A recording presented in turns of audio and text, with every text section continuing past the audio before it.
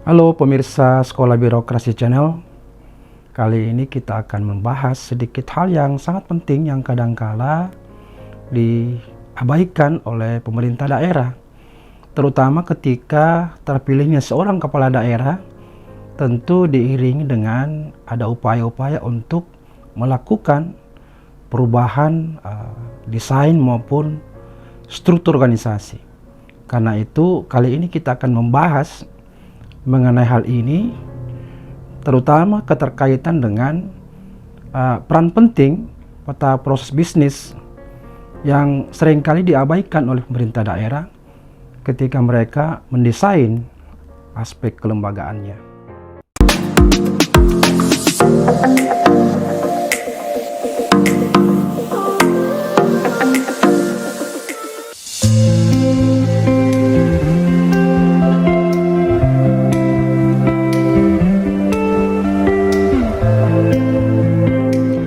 Nah, kita seringkali mendengar istilah membentuk struktur organisasi perangkat daerah, yaitu dengan prinsip kaya fungsi dan mixing struktur.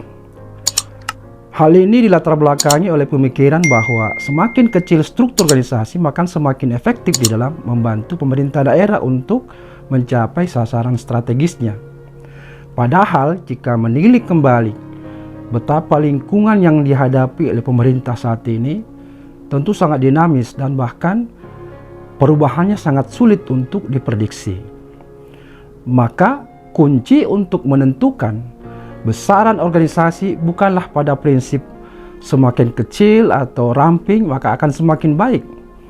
Tetapi yang menentukan adalah ketepatan jumlah organisasi dan besaran struktur yang ada di dalamnya yang tentu akan mampu dengan efektif menghantar tujuan-tujuan strategis dari pemerintah daerah yang memang ingin dicapai dan ditentukan di dalam dokumen perencanaan mereka. Ukuran organisasi yang tepat bermakna bahwa ukuran organisasi beserta strukturnya haruslah sesuai dengan kebutuhan yang dilayani atau diistilahkan right sizing. Jika menganalisis kembali cara menentukan besaran organisasi perangkat daerah, itu acuannya ada di dalam Undang-Undang Nomor 23 Tahun 2014. Khususnya di dalam bab 4 terungkap bahwa dasar pembentukan organisasi perangkat daerah adalah pada klasifikasi urusan pemerintahan yang dilimpahkan kepada pemerintah daerah, di mana terdiri dari urusan wajib dasar dan urusan wajib pemerintahan yang tidak berkaitan dengan urusan wajib dasar, serta urusan pemerintahan pilihan. Kalau kita melihat di dalam PP nomor 16 tahun 2016, itu juga memberikan pedoman terkait dengan cara pembentukan perangkat daerah, di mana didasarkan pada asas yang pertama adalah urusan pemerintahan yang menjadi kewenangan daerah. Yang kedua adalah intensitas urusan pemerintahan dan potensi daerah. Yang ketiga adalah aspek efisiensi. Keempat adalah efektivitas. Kelima adalah pembagian habis tugas. Yang keenam rentang kendali. Yang ketujuh tata kerja yang jelas. Dan yang kedelapan adalah fleksibilitas, yang selanjutnya di dalam PP pasal 6 ayat 1 tersebut itu dijelaskan mengenai kriteria tipologi perangkat daerah. Di sana dikatakan bahwa kriteria tipologi perangkat daerah untuk menentukan tipe perangkat daerah itu didasarkan atas hasil pemetaan urusan pemerintahan dengan variabel-variabel sebagai berikut. Yang pertama adalah umum ya, dengan bobot 20%. Yang kedua teknis dengan bobot 80%. Nah, pada ayat 2 itu disebutkan mengenai kriteria variabel umum itu ditetapkan berdasarkan karakteristik daerah yang terdiri atas indikator jumlah penduduk, luas wilayah, jumlah anggaran pendapatan, dan belanja daerah.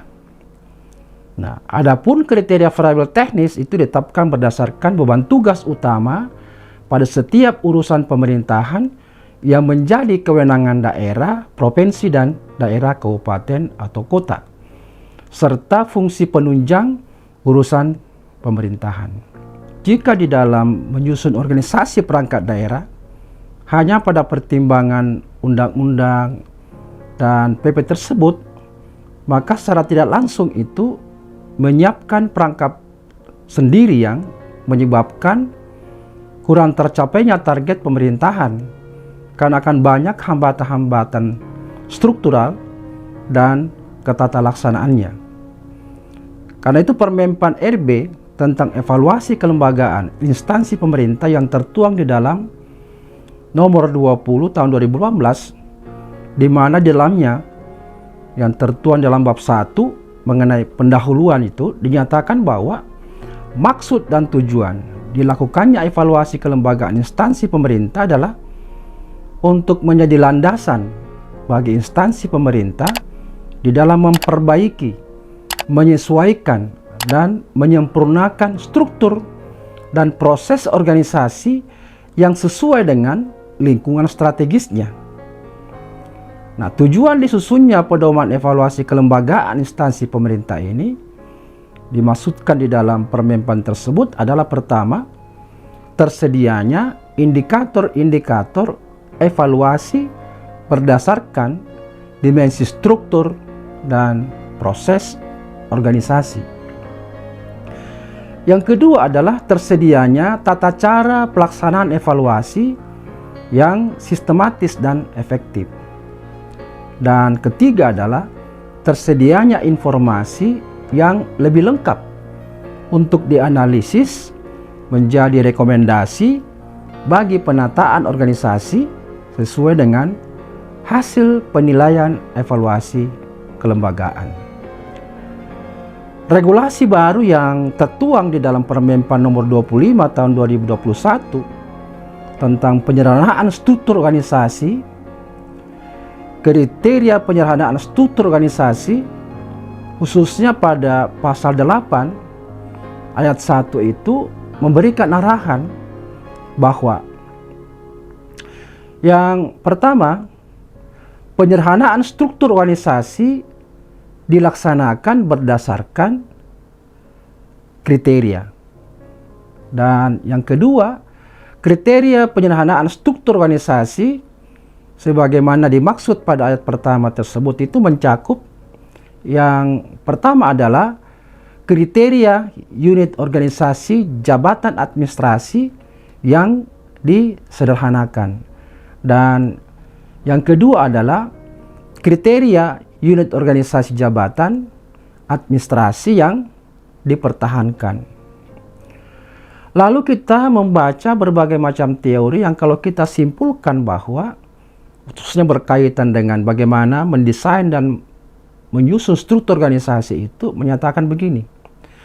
Untuk mencapai kinerja yang tinggi bagi sebuah organisasi itu bisa dicapai karena merupakan hasil dari membangun dan mempertahankan kesesuaian di antara tiga elemen kunci organisasi. Nah, apa ketiga tersebut? Yang pertama adalah pentingnya memperhatikan aspek lingkungan. Yang kedua adalah strategi organisasi. Dan yang penting juga adalah desain organisasi. Jadi ada keterkaitan antara lingkungan organisasi, desain organisasi atau struktur organisasi, dan tentu diawali dari strategi daripada organisasi. Dan itu disampaikan oleh seorang ahli yang bernama Roberts dalam bukunya pada tahun 2004. Nah, di sini terlihat bahwa terdapat perbedaan cara perhitungan antara regulasi dengan teori ketika ingin membahas atau ingin mendesain organisasi dan strukturnya. Di dalam Undang-Undang Nomor 23 tahun 2014 itu hanya menekankan pada jumlah penduduk, luas wilayah, jumlah anggaran pendapatan dan belanja daerah. Sementara menurut teori itu harus mempertimbangkan apa maunya lingkungan yang dilayani, di mana organisasi itu beroperasi. Kemudian bagaimana strateginya itu kemudian didesain sedemikian rupa dan disusul oleh pentingnya mendesain struktur organisasi untuk menghantar berbagai strategi, arah kebijakan dan program yang ingin dicapai. Ini merupakan hasil rumusan betapa pentingnya lingkungan yang harus diterjemahkan ke dalam program dan kegiatan. Sehingga ada pertentangan antara regulasi dengan teori ketika kita ingin mendesain organisasi. Nah, dengan demikian perbedaan tersebut itu harus bisa kita jembatani agar desain dan struktur organisasi yang didasarkan oleh regulasi tetap diikuti. Namun juga pertimbangan-pertimbangan teori di dalam merancang organisasi juga penting untuk diperhatikan. Pertanyaannya adalah bagaimana menyikapi dan mensiasatinya agar regulasi yang ada mampu memberikan peluang bagi terciptanya sebuah desain organisasi perangkat daerah yang efektif, yang mampu mendukung pencapaian program-program prioritas daerah atau program prioritas kepala daerah. Sebagai langkah awal untuk menentukan desain dan struktur perangkat daerah, maka ada baiknya kita menengok kembali ke Permenpan RB nomor 19 tahun 2018 tentang pedoman penyusunan peta proses bisnis, di mana peta proses bisnis tersebut bisa menjadi jembatan yang mampu menyelaraskan antara regulasi dengan teori. Peta proses bisnis adalah diagram yang menggambarkan hubungan kerja yang efektif dan efisien antar unit organisasi untuk menghasilkan kinerja yang sesuai dengan tujuan pendirian daripada organisasi, agar menghasilkan keluaran atau outcome yang bernilai tambah bagi pemangku kepentingan atau dalam hal ini masyarakat. Permenpan RB nomor 19 tahun 2018 tentang penyusunan peta proses bisnis ini itu dimaksudkan sebagai acuan bagi setiap instansi pemerintah untuk menyusun peta proses bisnis di lingkungan instansi pemerintahnya agar mampu mewujudkan visi, misi, tujuan, dan strategi organisasi. Lebih jauh mengenai tujuan dan manfaat daripada penyusunan peta proses bisnis ini, yang pertama terkait dengan tujuannya itu adalah agar pemerintah mampu melaksanakan tugas dan fungsinya secara efektif dan efisien. Yang kedua tentu agar pemerintah mudah mengkomunikasikan baik kepada pihak internal maupun eksternal terkait dengan proses bisnis yang dilakukan dalam rangka apa, yaitu dalam rangka untuk mencapai visi, misi, dan tujuan. Yang ketiga tentu agar pemerintah memiliki aset pengetahuan yang mengintegrasikan dan mendokumentasikan secara rinci mengenai proses bisnis yang dilakukan oleh mereka untuk mencapai visi, misi, dan tujuan.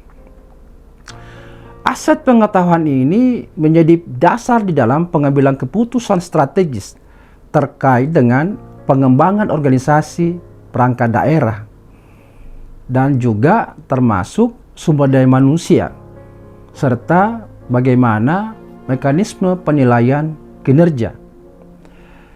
Sedangkan manfaat daripada peta proses bisnis ini adalah tentu pertama agar pemerintah itu mudah melihat potensi masalah yang ada di dalam pelaksanaan suatu proses sehingga solusi penyempurnaan proses bisa lebih terarah. Manfaat yang kedua adalah bahwa pemerintah itu akan memiliki standar pelaksanaan pekerjaan, sehingga akan memudahkan di dalam mengendalikan dan mempertahankan kualitas pelaksanaan pekerjaan. Nah, berdasarkan Permenpan RB nomor 19 tahun 2018 tersebut, maka bisa kita katakan bahwa peran daripada peta proses bisnis itu sebagai suatu diagram yang menggambarkan hubungan kerja yang efektif dan efisien antara unit organisasi perangkat daerah untuk menghasilkan kinerja sesuai dengan tujuan pendirian organisasi agar menghasilkan keluaran yang bernilai tambah bagi pemangku kepentingan.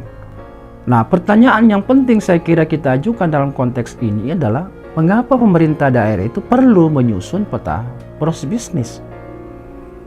Jawabannya karena penyusunan peta proses bisnis sebenarnya merupakan bagian dari penataan tata laksana. Dan ini kalau kita lihat di dalam konteks implementasi reformasi birokrasi, maka merupakan satu dari 8 pengungkit atau komponen perubahan yang harus dilaksanakan ketika kita melakukan reformasi birokrasi. Tentu ini dimaksudkan dalam rangka apa? Ya, untuk meningkatkan efisiensi dan efektivitas. Tidak hanya terkait dengan sistem, tapi juga proses dan prosedur kerja yang jelas, lebih efektif, lebih efisien dan terukur di masing-masing perangkat daerah yang kita bentuk.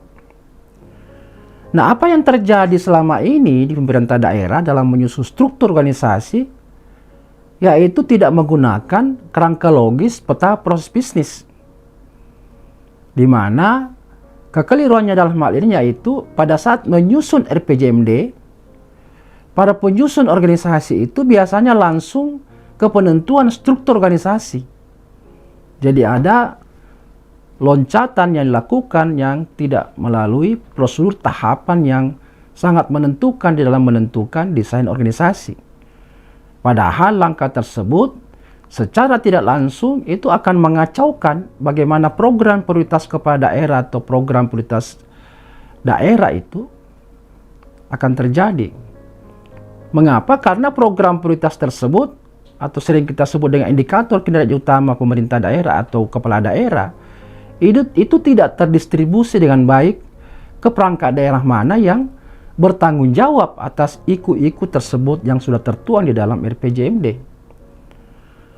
Bagaimana kemudian mekanisme kerja di antara para perangkat daerah agar iku tersebut dapat dilaksanakan sesuai dengan target dari RPJMD tersebut?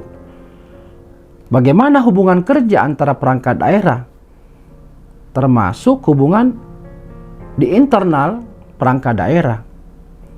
Mana perangkat daerah yang berperan selaku perangkat daerah utama yang diberi amanah mencapai target IKU, perangkat daerah mana yang berperan selaku perangkat daerah pendukung bagi perangkat daerah utama, dan perangkat daerah mana yang berperan selaku perangkat daerah tambahan atau lainnya. Padahal idealnya harus secara berurutan dan sistematis.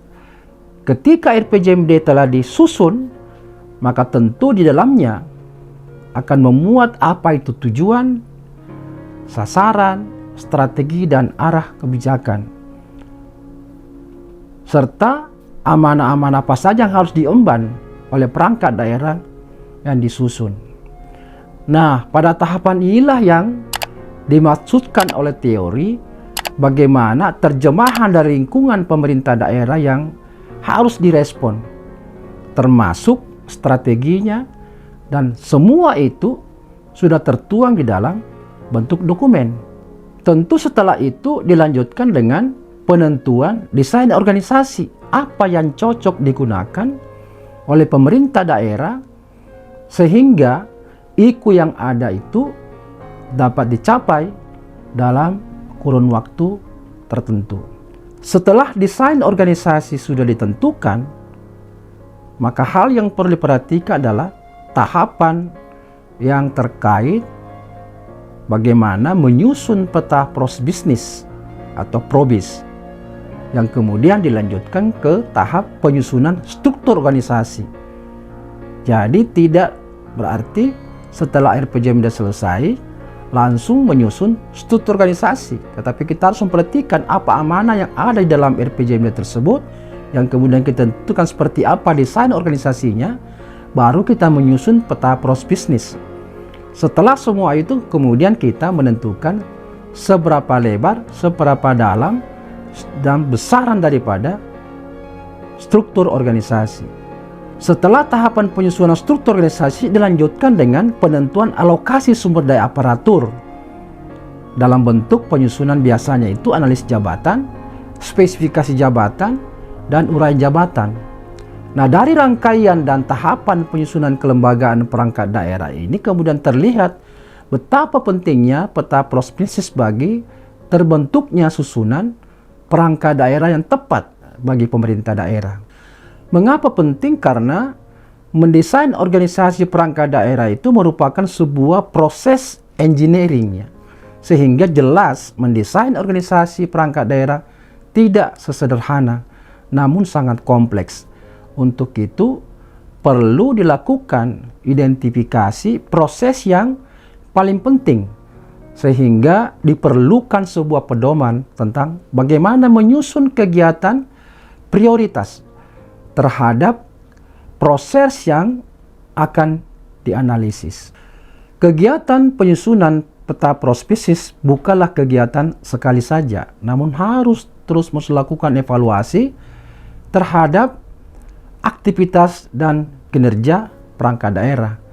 Karena itu, jika dirasakan bahwa kelembagaan perangkat daerah tidak lagi relevan ketika digunakan untuk menghantar berbagai macam program prioritas itu, maka perlu segera dilakukan penyesuaian peta proses bisnis lagi dan juga SOP yang menyertainya, baik SOP berkaitan dengan hubungan antar perangkat daerah maupun SOP yang berkaitan dengan hubungan antara bagian-bagian maupun bidang yang ada di dalam OPD yang bersangkutan.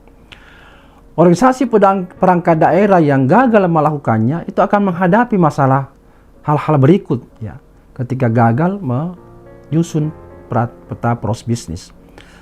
Kegagalan dimaksud adalah pertama, yaitu kegagalan mengenali masalah apa. Masalah apapun perangkat daerah yang tidak fokus pada proses bisnisnya itu akan sering gagal mengenali masalah sebenarnya yang mencegahnya mencapai tujuan karena ketidakmampuannya untuk menetapkan proses standar. Akan menjawabkan kemudian motivasi rendah pada pegawai karena tidak adanya proses yang kompeten dan jelas. Pegawai akan kehilangan motivasi karena mereka mungkin ditempatkan di unit atau bidang yang pengetahuannya tidak cukup. Ya. Kemudian kerugian lain, kurangnya implementasi perubahan. Perangkat daerah akan seringkali ya, mengalami kesalahan yang sama berulang kali karena tidak akan ada sistem untuk mengenali masalah dan menerapkan perubahan di dalam prosesnya. Kerugian lainnya adalah upaya yang akan memakan waktu yang banyak. Tanpa diagram alur ya, dan alur kerja yang tepat, pekerjaan itu akan membutuhkan lebih banyak waktu untuk diselesaikan daripada biasanya. Kerugian lainnya tentu efisiensi yang lebih rendah. Nah, kenapa demikian? Karena jika tidak ada proses yang tepat dan sesuai dengan kebutuhan, maka perangkat daerah itu tidak dapat produktif dan efisiensinya akan lebih rendah daripada perangkat daerah dengan proses yang lebih baik. Proses yang baik itu akan meningkatkan efisiensi dengan menyusun langkah-langkah dan kemungkinan cara untuk melakukan tugas-tugasnya. Kan juga resiko tinggi dan pengeluaran yang akan meningkat. Perangkat daerah yang tidak memiliki proses bisnis yang terencana dan tidak memadai itu seringkali gagal untuk melihat risiko di masa depan, dan mereka juga tidak kompeten untuk menemukan cara yang hemat biaya untuk melakukan suatu tugas. Nah, inilah sebenarnya beberapa hal yang saya kira menjadi penting untuk diperhatikan para pendesain organisasi. Jangan lagi, terutama di awal-awal terpilihnya kepala daerah, lalu kemudian karena RPJMD-nya berubah, lalu kemudian organisasinya juga dirubah, termasuk strukturnya, yang kemudian tidak menggunakan tahapan-tahapan seperti ini. Terutama pentingnya melihat kembali bagaimana prinsip-prinsip dasar di dalam penyusunan peta proses bisnis. Karena peta proses bisnis bisa menjadi katalisator yang baik, penghantar yang baik, agar supaya amanah yang tertuang di dalam RPJMD itu bisa dilaksanakan oleh perangkat daerah yang dibentuk, sehingga indikator kinerja utama yang sudah tertuang dalam RPJMD itu bisa dicapai, sehingga di dalam berbagai laporan penyelenggaraan pemerintah daerah, lalu kepala daerah itu senantiasa mendapatkan penilaian yang optimal. Semoga apa yang saya sampaikan pada kali ini bisa memberikan manfaat bagi pemerintah daerah dan orang-orang yang berkecimpung di dalam mendesain struktur organisasi perangkat daerah yang baik. Salam reformasi birokrasi.